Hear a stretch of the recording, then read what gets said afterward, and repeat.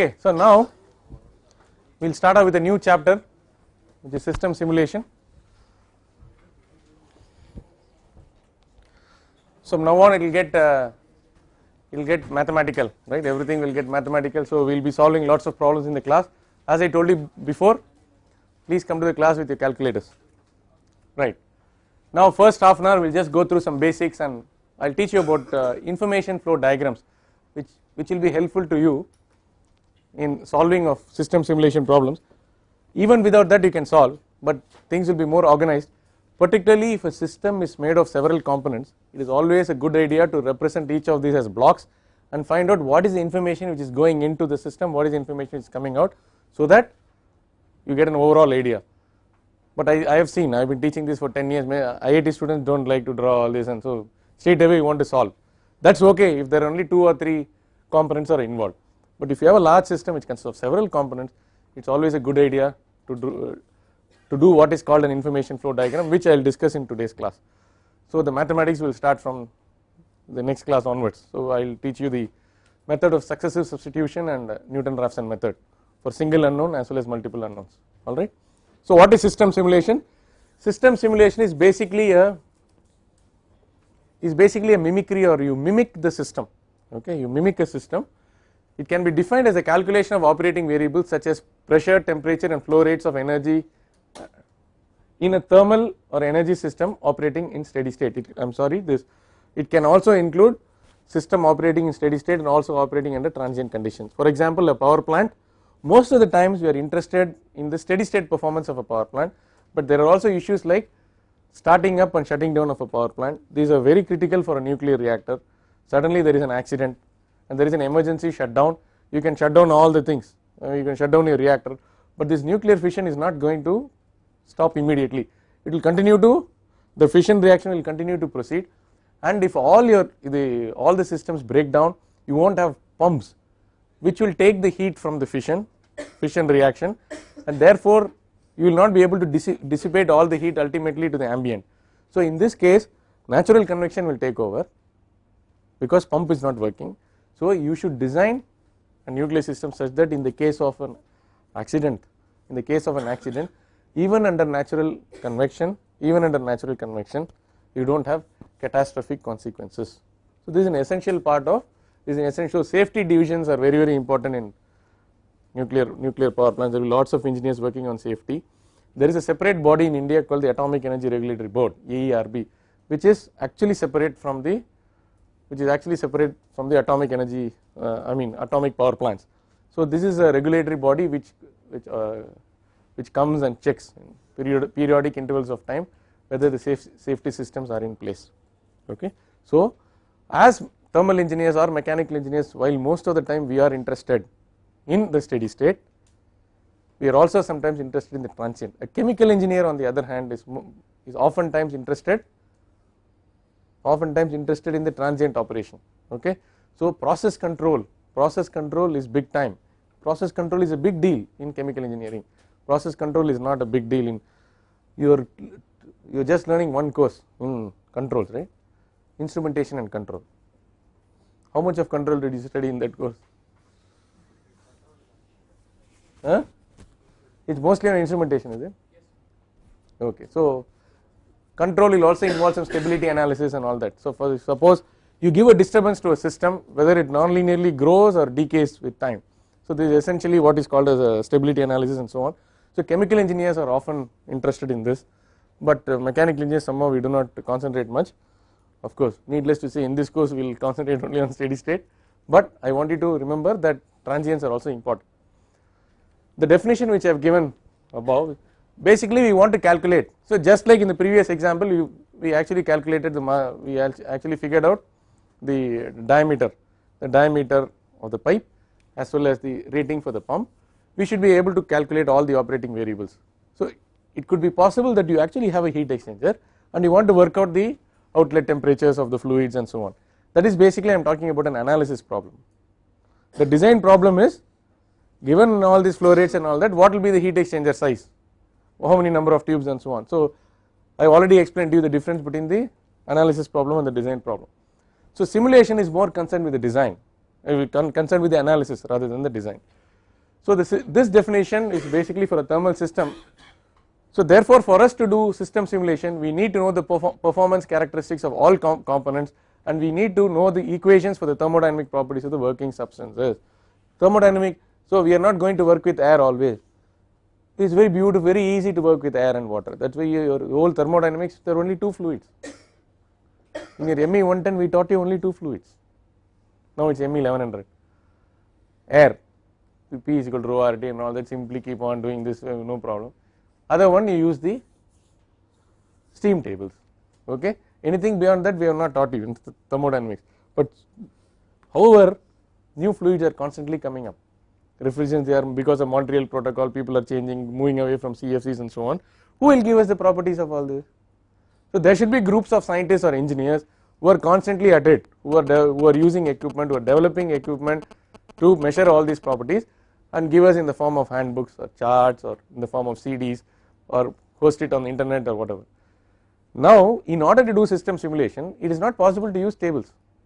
I ask you to do simulation, you take 100 bar 400 degrees centigrade, when will you complete the work? So what do you need? Properties must be in the form of equations. You need to have equations, therefore regression is required for this. So you need to be good in statistics.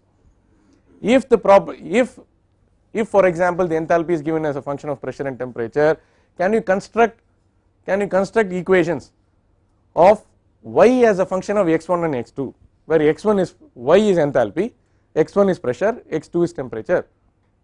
So y as a function of x1, x2, enthalpy, entropy, all this, then change of phase, HFG, right, that is latent heat. All these things you should be comfortable in converting all the whatever information you have, put them in the form of mathematical equations. Similarly, if I know the operating variables of a compressor or a blower, whatever, I should be able to calculate the efficiency in terms of these operating variables. Therefore a knowledge of regression, a knowledge of how to represent the properties or a system performance in terms of equations is inherent. This information has got to be embedded, otherwise you will not be able to do simulation. Therefore after going through the simulation for a few classes, we will get back to regression and I will teach you, if you have got y as a function of x1, x2, how do we get these equations. So some 2 weeks some intensive crash course on regression, essentially with a view to get equations for either the system properties or for getting the performance characteristics of components is very much important, okay. I will teach you some certain things which you have not studied elsewhere, but for my MTech students there will be some overlap with your measurements course, there will be some repetition, but that is unavoidable, but it is very, very important, it is imperative that you learn this, okay. Now what is the story? The equations for the performance characteristics of the components and the thermodynamic properties along with mass and energy balance will constitute a set of simultaneous equations which relate the operating variables. If you solve the system of simultaneous equations, you will be able to fix all the operating parameters of the system under question. This is basically system simulation,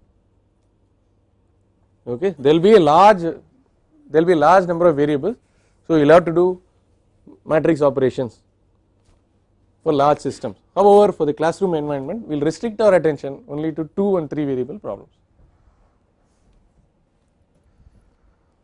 So system simulation is thus a way of mimicking the performance of a real system.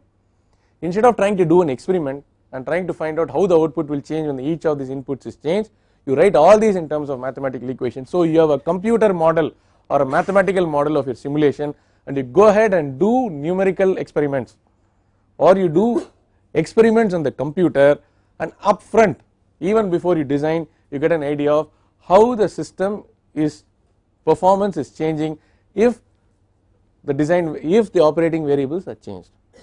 So that is the goal of system simulation. So this simulation is different from another kind of simulation where a system is simulated by observing the performance of another physical system, right. That is basically called the analog model, which you have studied in heat transfer, correct.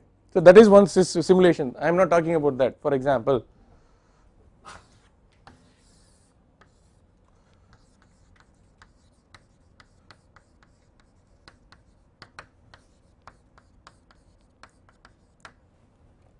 okay, so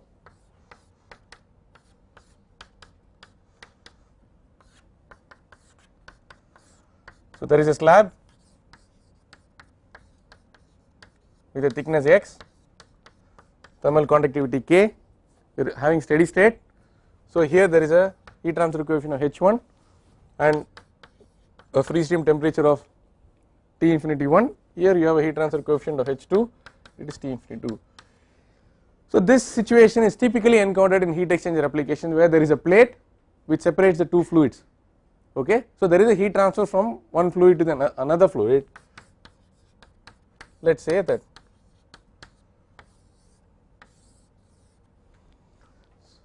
So this plate is bathed. This plate is bathed by a hot fluid on one side and it is bathed by a cold fluid on the other side. So this plate acts as a mediator for the transfer of heat between from one fluid to another fluid, but convection is encountered at the interface between this solid and this fluid, and convection is also encountered at the interface between this solid and this. Therefore there is a flow of heat from left to right. Okay, this is the physical problem. Now it is possible for us, because H1 and H2 are not equal to infinity, T infinity 1 will not be equal to T1 and T2 will not be equal to T infinity. If H were to be infinity, if H1 were to be infinity, it requires an infinitesimally small temperature difference to accomplish the heat transfer from the fluid onto the solid. However, since the maximum heat transfer coefficient even under boiling or condensation is only 20,000 watts per meter square or 15,000 watts per meter square Kelvin, watts per meter square per Kelvin, technically it is impossible to have a situation where T1 will be exactly equal to T infinity 1. Therefore, whenever there is convection, there is always a resistance. Therefore we denote it as R convection. Now because this fellow also does not have an infinite thermal conductivity, it requires a temperature difference. Heat will not be transferred unless there is a temperature difference. Technically we say in boiling or condensation heat will flow with no temperature difference, but that is only theory. Then you do not require a heat exchanger at all. Q is equal to HA delta T, H is infinite, you can go home by having a heat exchange with zero area. It is not possible. If you were to make the, are you getting the point? If you were to decrease the delta T, then the A will increase exponentially, the cost will go up, right. So you have a R conduction, you again have a R convection. We call it R convection, inside, outside, whatever is outside.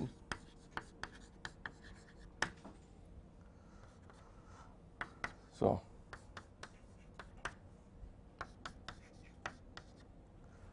this is also a model of this system. This is called the electrical analog model. It is the electrical model, that is the flow of heat is analogous to the flow of electricity. I am not talking, what I would try to say is I am not talking about this. Okay, so that we have talked about in ME 3170 or whatever. So an example for this is the electrical analogy for conduction, which is called analog model. An example for what? An example for what we are not talking.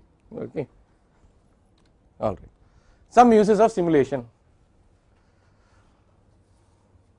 At the design stage, simulation is extremely useful in achieving an improved design. You can evaluate alternate design and find out which is better. Point number 1. Point number 2, it may be applied to an existing system to explore prospective modification. Existing system you want to improve, okay, you want to meddle with it and improve, then it is possible for you to use simulation. Simulation is usually needed for studying performance. This is a very critical.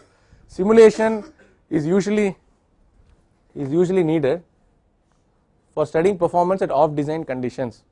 Why this is very critical is most of the times the system is working at off design conditions because there is a change in some variable or the other.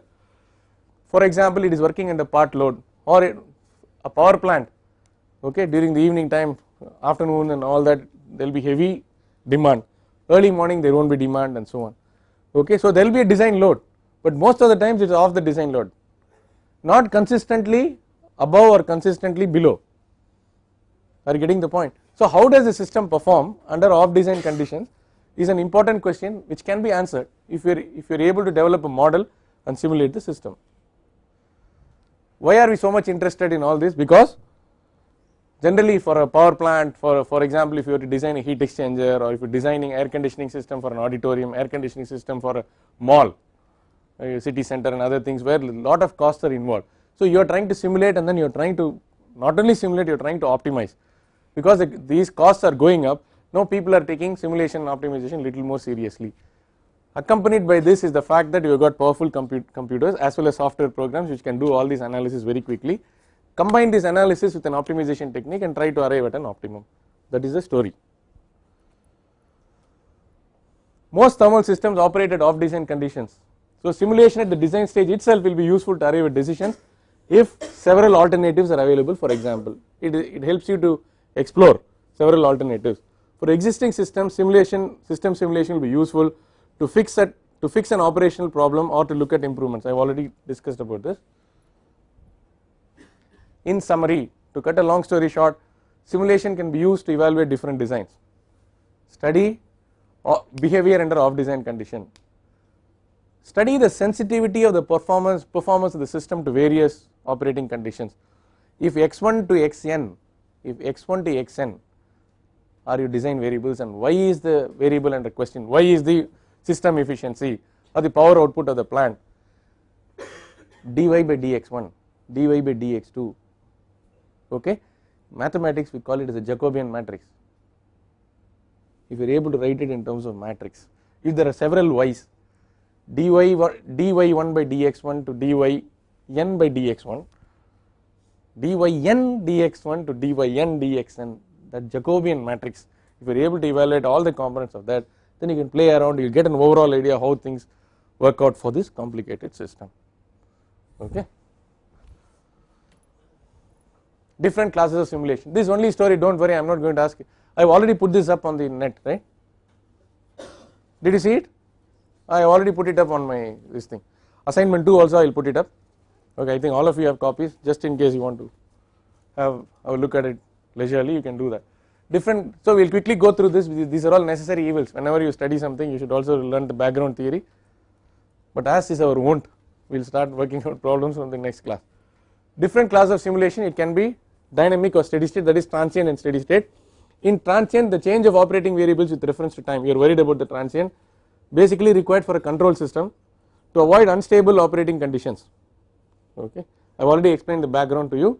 Steady state, most often we are interested only in steady state, and it is usually applied to large systems. Okay, this is a typical temperature versus time response for a steady state system. So a power plant, even when you start your motor car, when you start your bike, you start an airplane. Okay, so there will be a startup phase involved. The pilot just cannot right, first he will close the doors. Unless he closes the doors, he cannot start the engine, you know that. First he has to close the doors, and then he will start the engine one by one. He will start the engine, right engine, left engine, then you will raise the throttle, full throttle he will go, he will reduce the throttle, he will see whether the sounds everything are okay, he will flap his wings up and down. All these are mandatory just before takeoff. Something happens in between he cannot do, but at least before taking off, he will check all, there will be humongous number of this thing on his display. He will get the latest radar this thing. Now they all have internet, all these modern planes have internet. He can look at all weather maps while the plane is in motion. Of course he has a very powerful radar where he can actually do this, plus or minus 20 degrees he can go, and then here this radar has up to 120 kilometers he can see, up to 120 kilometers he can see, and then up to here I think 60 degrees or 70 degrees left side, 70 degrees right. So he can do a lot of things. The only danger is sometimes there is a micro burst, suddenly there is a updraft and a downdraft which cannot be detected by radar, that is called clean air turbulence, then he is in trouble. So otherwise he has to go through this. First he will start the engine, he will look at this thing, and then once he gets onto the main runway he has to do it systematically. Then he will have 2 or 3 levels, and then at full throttle he will do the takeoff. After that the wheels have to go in again. If they don't go in, he is in trouble, because what happens, the drag increases enormously, right. So that is the beauty. Look at the wheels. So they are hydraulically operated. Okay, he should be able to deploy them whenever he wants. He should be able to retract them whenever he wants. So the transients, all these things, there is a protocol, right. So again, approach that when he lands, again 20 minutes before he has to, and then there is a particular sequence. There is a particular sequence he has to follow, because other planes are also flying, and there is a particular descent rate, because he is already flying at Mach number 0.85 or 0.9. If he touches Mach number 1, then the centrifugal stresses are mv squared by r, then it will enormously increase, the gas turbine will cup. Okay, that's what maybe happened to AF447. If he increases Mach number beyond 1, the engine will work, but the plane may get blown up, because the stresses will be too much. So transients are very important. Okay, in a power plant you just start, or a nuclear power plant, so there will be a stage where you start, there is a startup, then it reaches steady state, and then there is a shutdown. Okay, there is a shutdown, could be for maintenance or breakdown or whatever. Now in this course mostly we are focusing on the steady state. If you want transient, then it cannot be done in a first level course, you have to learn it separately, or you take process control, chemical engineering. Simulation can be deterministic or stochastic. Several cases are there are several cases possible where input conditions are not known precisely, and the probability distribution may be given instead with a dominant frequency, an average, and an amplitude of variation. Okay, so then you cannot use a deterministic simulation. So then you have to do a stochastic simulation. Suppose you are, for example, you are going to do your MBA, or you are going to do a PhD in management, or for example, these guys also do simulation. Okay, they do what is called a Monte Carlo simulation. Let us say there is a big the gastroenterology department of a big corporate hospital. Okay, it's hiring a consultant to do simulation to find out the optimum deployment of its OTs. OT is operation theatre. So if it has 3 or 4 OTs, so it wants to optimally deploy. For example, the bypass surgery and the kidney transplant may take long time, whereas a gallbladder removal may take 2 or 3 hours only. So it wants to study. Then what are the various steps involved? For example, a bypass surgery, patient is first wheeled in. Okay, then anesthetist moves in, then they make measurements. Okay, mostly surgery is engineering, no, mechanical engineering. Mostly it is cutting, and there is heavy engineering. In orthopedics also there is too much engineering actually. Surgery is mostly engineering. Then they make measurements. Hopefully they remember the heart is on the left hand side. Then the junior doctor will make the measurements. They will take his X-ray.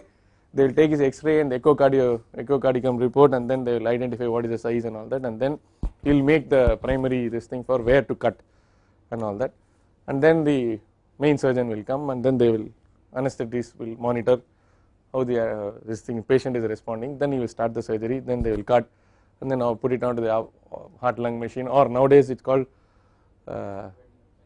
what is it, beating heart surgery. The heart keeps beating, and they do the surgery, online surgery, whatever, and then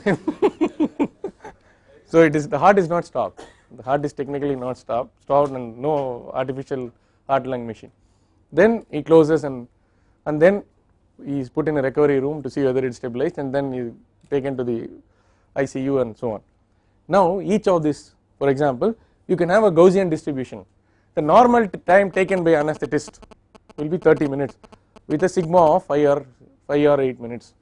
The normal time taken for a bypass operation, which fellow has got 3 blocks, okay, it's called TVD, triple vessel disease. So triple will be 3 hours for the surgeon plus a sigma of 18 minutes. Then for the anesthetist to anesthesia to wear off all this. Now suppose you want to do a Monte Carlo simulation, you will generate random number, okay, random number 44. Random number 44 means you will say that if it is between 0 to 50, then the anesthetist will do exactly at mean plus gamma. If it is between 50 to 70, he will take mean minus gamma. If the number is between 70 to 90, you pre-assign, like that you come up with the model, and using sequential random numbers you add up all this and find out what is the total time which is taken. So let us say the total time is 218 minutes. You can run this Monte Carlo simulation several times.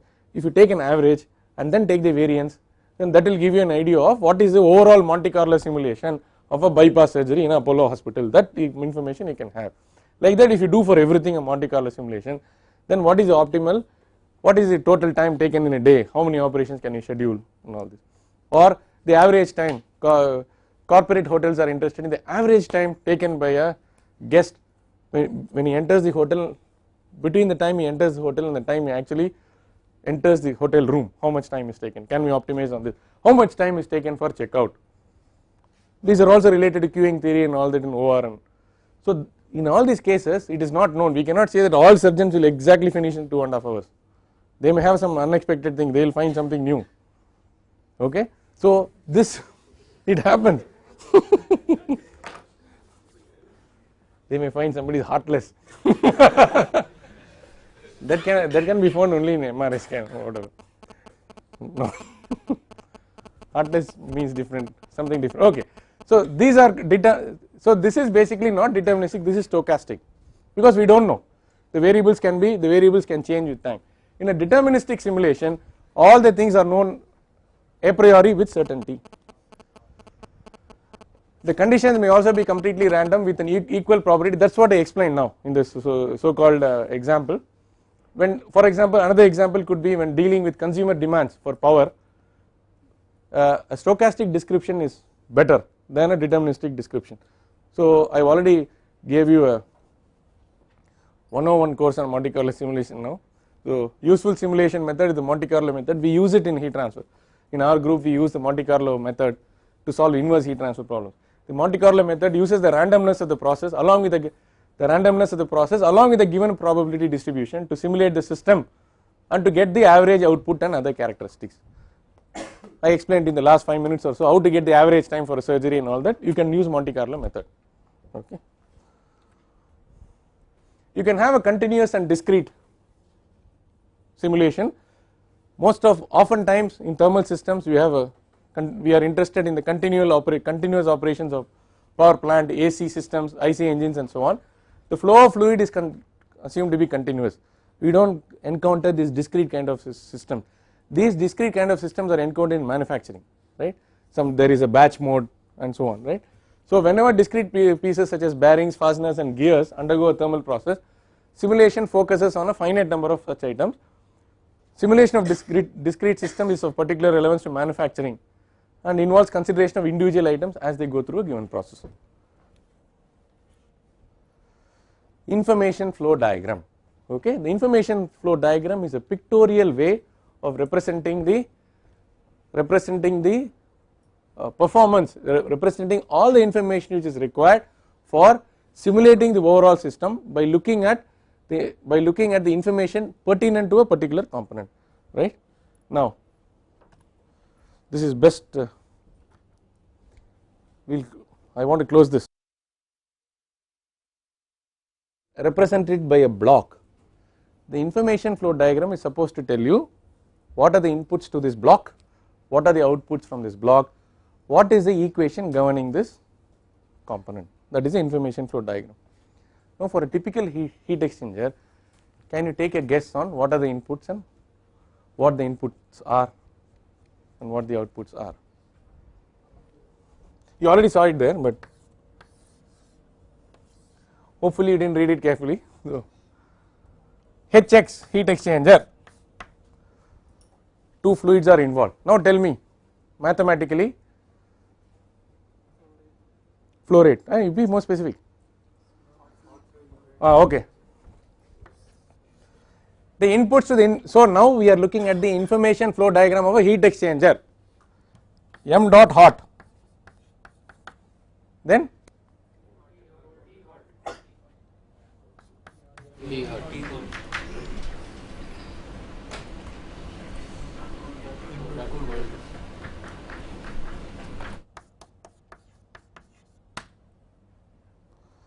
What will be the output?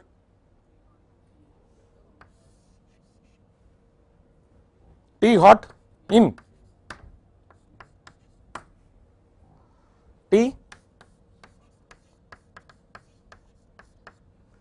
I do not have to put T cold out because he is already fixed.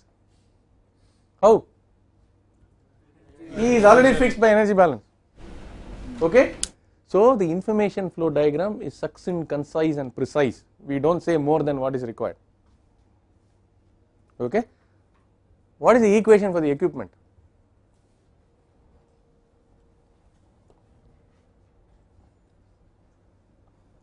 Okay, you are saying this now, F of m hot T hot in m cold T cold in T hot out equal to 0. This is a general generic depiction or a description of the equation for the equipment. Can you get more specific for this equipment? Since you all studied heat transfer, what will be the F for this?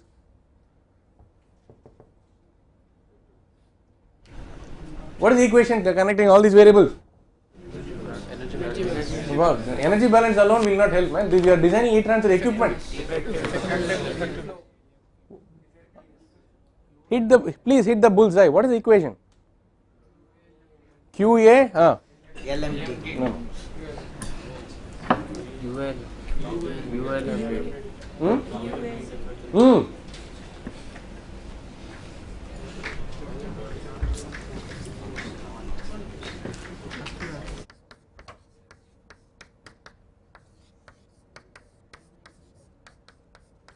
This is one equation. Then from energy balance,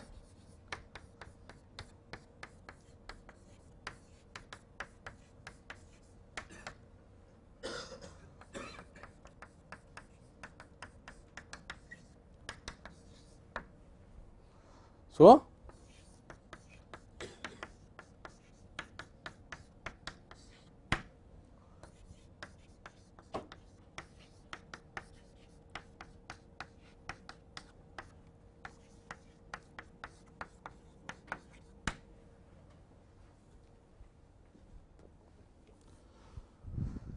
F equal to, so you can write the equation as F equal to Q minus UA LMTD, F equal to 0. So if you actually do the system simulation, the goal of your system simulation is to make F 0 numerically or as close as 0 to possible. You will stop iterations when F reaches 10 to the minus 3 or minus 4 or minus 5. Are you getting this point? Okay. Now compressor.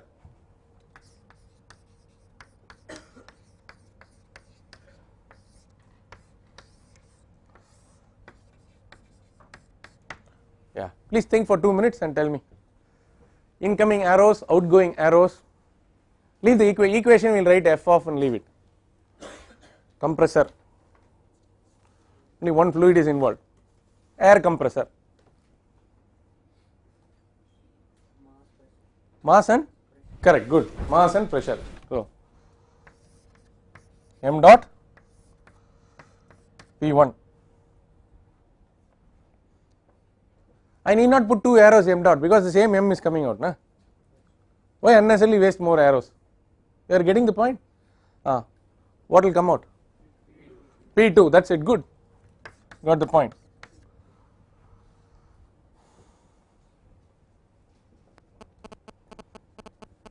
So power equal to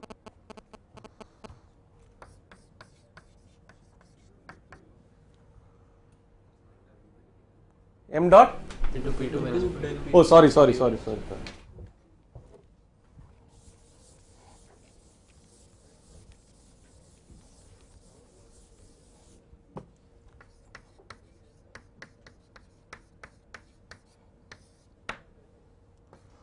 Compressor, in the last portion of the board is not visible to them. Okay, m dot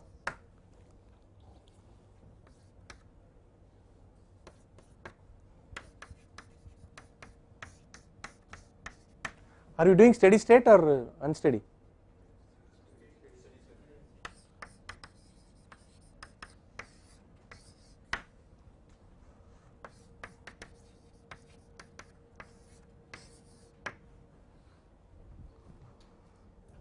So f of, so I can just say f of m dot p1 p2 equal to 0. What is that f of?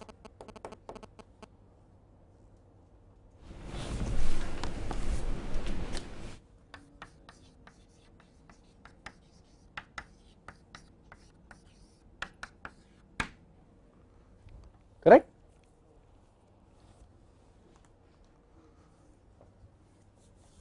Did I make a mistake? Is it fine? You have a doubt, something is bothering you. Vinay, what is bothering you? You feel free, ask me. P2 fixed, yeah, we want to fix P2, right? We want to know P2 is fixed, right? Given compressor, if you give m dot to P1, M dot, no, suppose I give different powers, what is the maximum P2 I can get? Suppose I am looking at something like that. So, and efficiency is also there, okay. Now this is basically one component system, there is no fun in this, all this you have studied, either in turbomachinery and thermodynamics and all that. Please draw the information flow diagram for a vapor compression refrigeration system.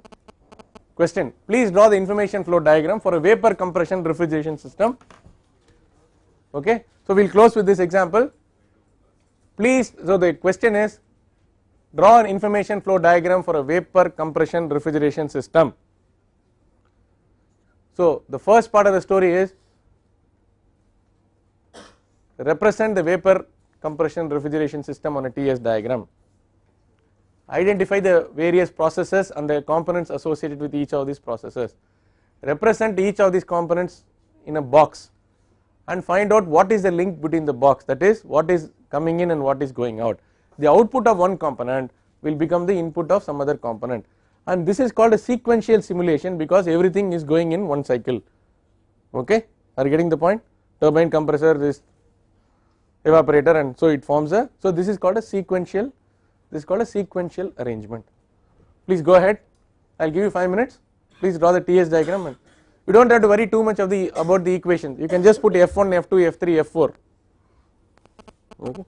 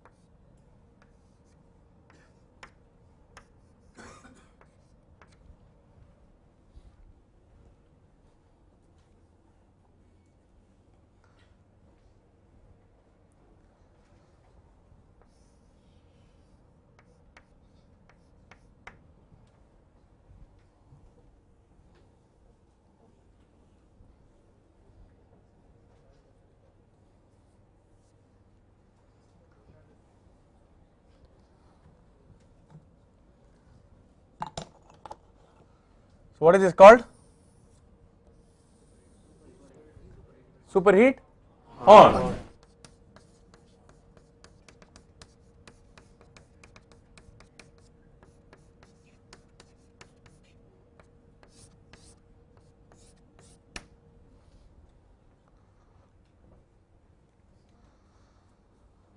So I will quickly explain the cycle. I told you modeling in the syllabus, when I gave you the course content I said modeling. So to the extent required for this course I will teach you modeling in between. So I already told you little bit about pump, compressor and so on. So I will explain, I will give you a 3-minute course on vapor compression refrigeration system.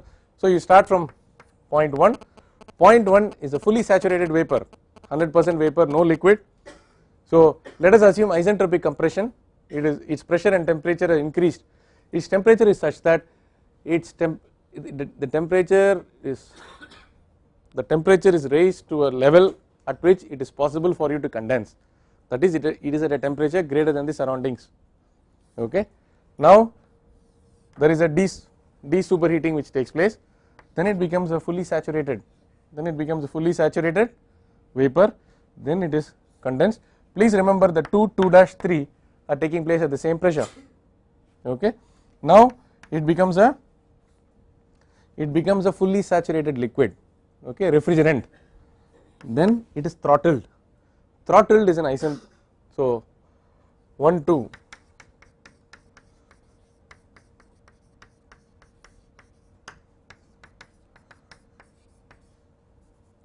2 dash de-superheating,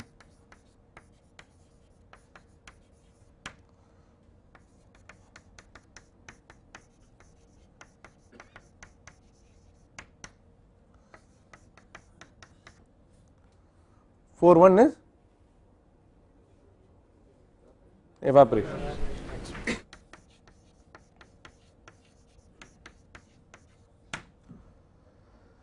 So it is an isenthalpic process. The basic job of this throttling is to ensure that the pressure is decreased. When the pressure decreases, automatically the temperature also decreases here. Okay, the temperature decreases. Now it is a mixture of a liquid and vapor, which is at 4. Since throttling is an irreversible process, okay, you cannot take it from 4 to 3. 4 to 3 is so difficult because it is impossible to design a pump which will accomplish this objective. Because it is impossible to do in a Rankine cycle, we take it all the way here and then do this, right? You remember the Rankine cycle? Okay. So 4, now you got a cold refrigerant, it first enters the for example, if it is this can be used both for refrigeration and air conditioning. If it is a refrigerator, first it will enter the deep freezer. Okay, it will enter the deep freezer, then it will go to the chiller and milk chilling and places and all that, and then it will come to the place where you keep the vegetables and fruits and all that. It picks up the heat, it collects the heat from the food stuff, okay, takes all the heat and vaporizes and comes to state 1 and the cycle is repeated. So the whole thing, we have an anti-clockwise operation. Whenever there is an anti-clockwise operation, it is a net work absorbing cycle. It is a reverse heat engine.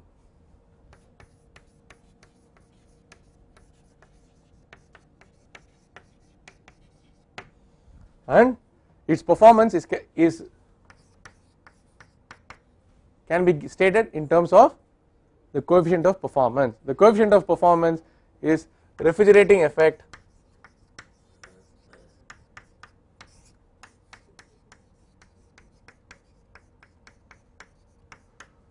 so for 1 kg,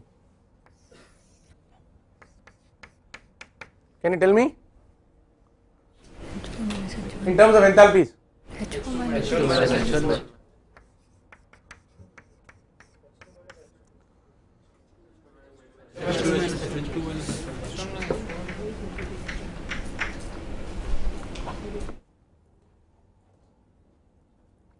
Okay, invariably the COP is greater than 1. Okay, so the COP Carnot will be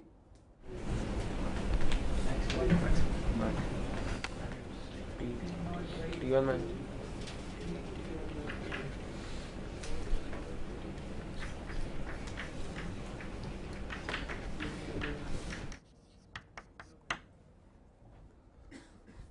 correct.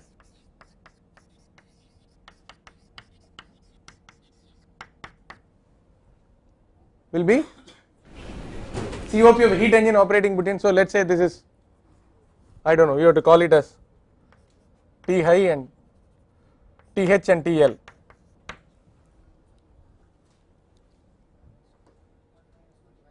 One minus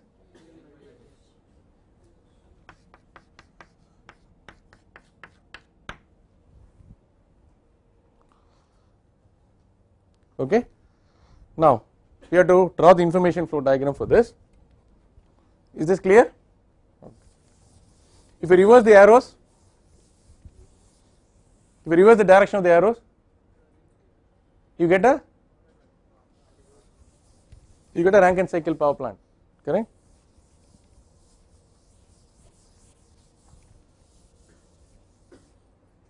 If you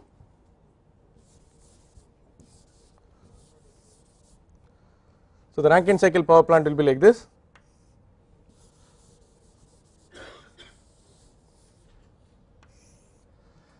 So if you do this, it will be an extremely wet mixture at the end of the expansion. More than if it's less than 88%, it will cause erosion of the blades. Therefore, we superheat it and bring it. Okay. Now it is possible for you. It is also possible for you to do this. So this is basically reheat. So you can have reheat, regenerative cycle and so on. Okay, so these are all complicated versions of the more complex versions of the Rankine cycle power plant.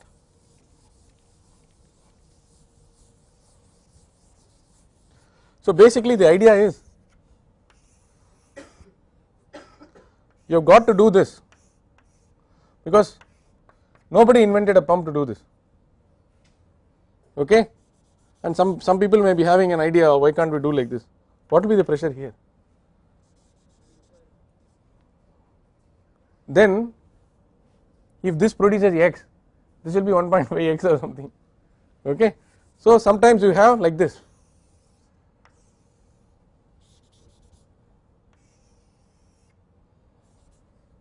What is this? Supercritical.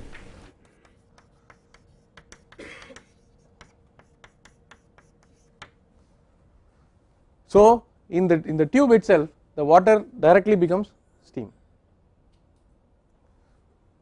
The funda here is the efficiency is a strong function of two temperatures. One temperature is the heat at which the temperature at which the heat is rejected, and the temperature at which the heat is added. The temperature at which the heat is rejected is not under your control because it is basically the ambient, but the temperature at which the heat can be added is under your control, subject to whatever is allowed by material scientists. Therefore all these cycles, basically the funda is they exploit this and they try to increase the mean temperature of heat addition. Okay, so the mean temperature at which heat is added, if it is increased, then the efficiency will increase. Alright, so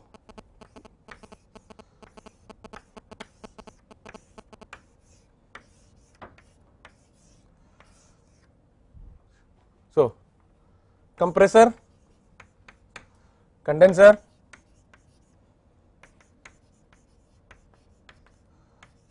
throttle valve, evaporator, and it comes back, right?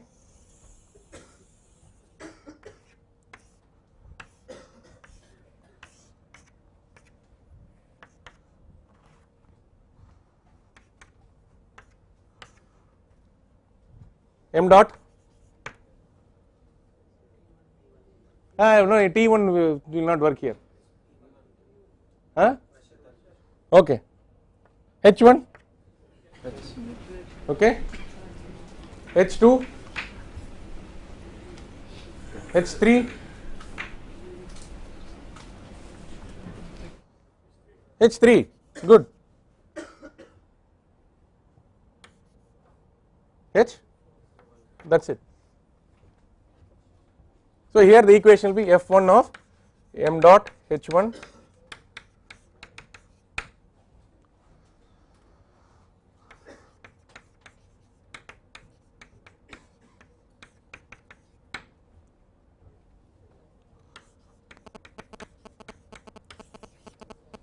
there is no big design of this equipment, right? So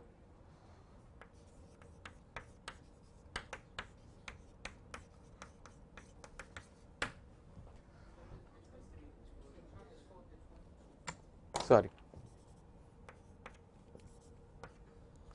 So this is called a sequential arrangement. The output of one becomes input to the other. Any problem? Yeah, some people don't like H4. If you want to be threateningly formal, you can still use H3. Okay. So this is a sequential arrangement where the output from one component becomes input to the other component. Everything is linked.